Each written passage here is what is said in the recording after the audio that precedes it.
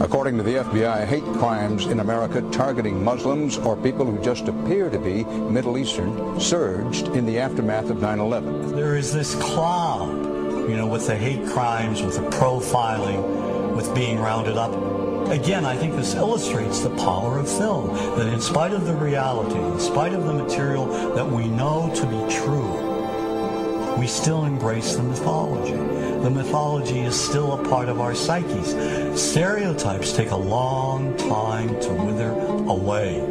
And for many of us, we're comfortable with our prejudices. We don't want to change. We've grown accustomed to this face.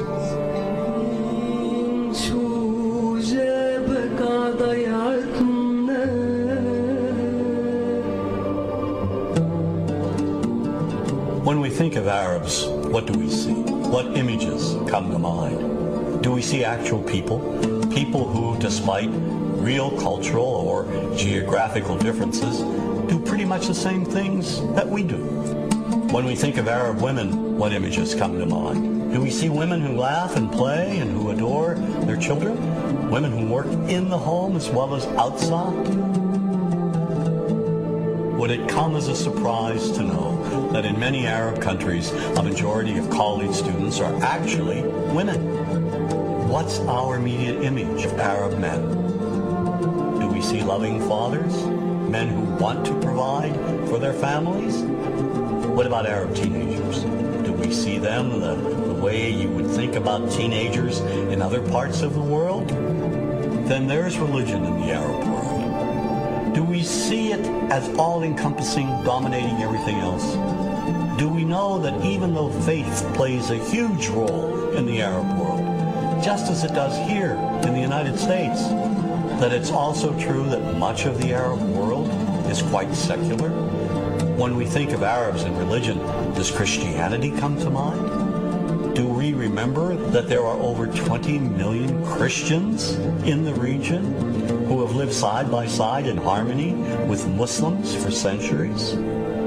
To their credit, some filmmakers have shown Arabs and American Arabs in all their complexities. An excellent way to shatter a stereotype is through laughter, through comedy. So we have comedians. Comedians have done this historically. Black comedians, Jewish comedians. So we see Arab comedians doing this, and this is one way to release the tension. Name's on a credit card, true story. Guy behind the counter picked up my credit card, sees the Olive Garden, looks at me all weird. He's like, hey, buddy, what kind of name is, that?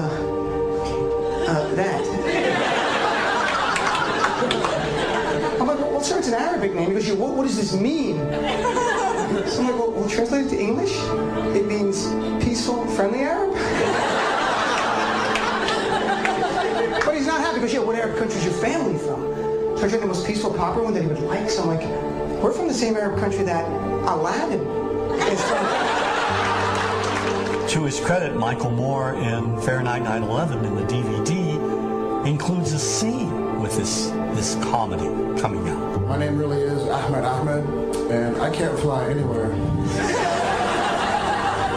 All you white people have it easy. You guys get to the airport like an hour, 2 hours before your flight. It takes me a month and a half.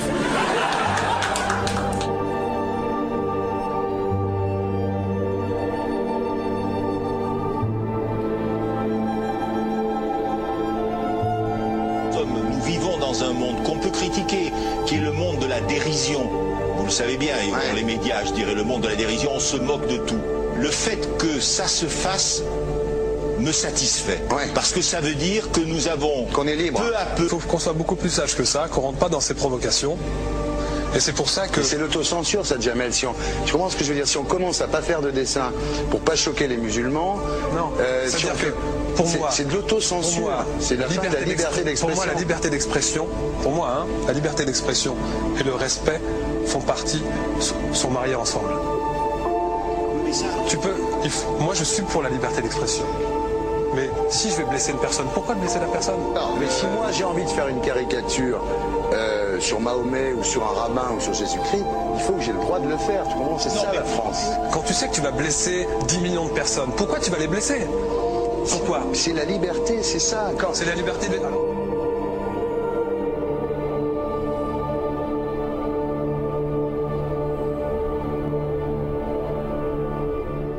Ouais.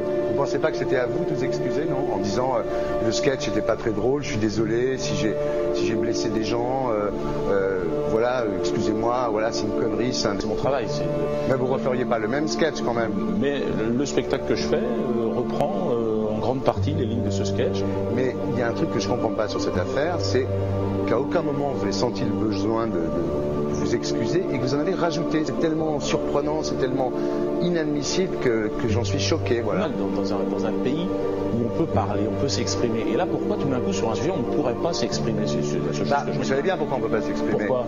Parce que dans ce pays, on a envoyé pendant la guerre des juifs dans des chambres à gaz et que ça crée un petit problème quand même. Vous voyez ce que je veux dire? Dans ce pays, on a envoyé pendant 400 ans des centaines de millions de Noirs. Il y avait 400 ans d'esclavage. Et pourtant, ça n'a pas empêché Michel Leb de faire un sketch qui m'a fait marrer. Où il faisait un Noir, et à la fin, il faisait un singe. Et en parlant des narines, en parlant des lunettes. En tout cas, lui, il n'a pas été interdit d'exercer son travail. Il a même eu la Légion d'honneur. Quelqu'un qui a toute sa famille qui a été exterminée dans un camp de concentration et qui voit quelqu'un à la télé qui dit Israël.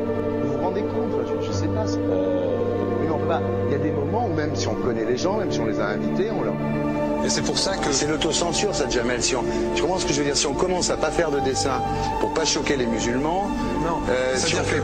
Pour moi, c'est de l'autocensure. C'est la liberté d'expression. Pour moi, la liberté. Et là, pourquoi tout d'un coup, sur un sujet, on ne pourrait pas s'exprimer? Vous savez bien pourquoi on ne peut pas s'exprimer.